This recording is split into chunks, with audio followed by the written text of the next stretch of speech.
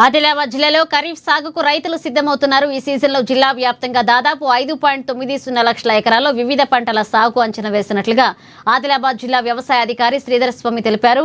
ఇక ప్రధానంగా పత్తి 4,25,000 ఎకరాలు, సోయాబీన్ 78,000 ఎకరాలు, కందులు 48,000 ఎకరాలు, మొక్కజొన్న 39,000 ఎకరాలు సాగు కానున్నట్లుగా తెలిపారు. డీలర్ల వద్ద ఎటువంటి విత్తనాల కొరత లేదు అని, రైతులు నకిలీ విత్తనాల పట్ల జాగ్రత్తగా ఉండాలన్నారు.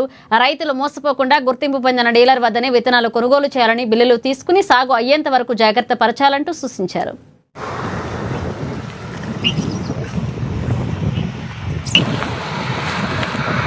సో జిల్లాలోని రైతులకు తెలియజేయమనగా ఆదిలాబాద్ జిల్లాలో ఇప్పుడు మనకు వచ్చే ఖరీఫ్లో 5,90,000 ఎకరాల్లో పంటలు వస్తాయని చెప్పి మేము అంచనా వేయడం జరిగింది.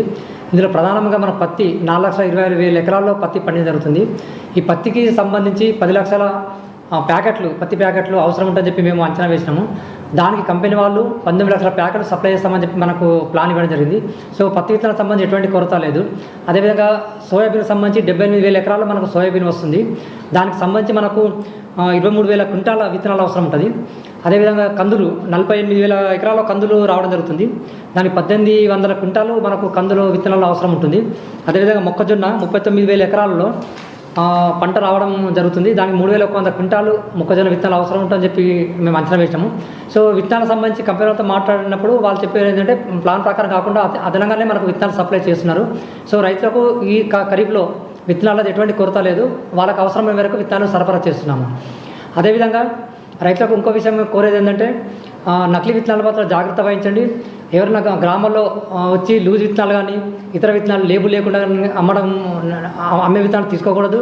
దాంతో పంట సరిగా రాదు. అట్లా అమ్మినా కొన్నా అదేవిధంగా నిల్వ చేసినా అది చట్ట విరుద్ధము.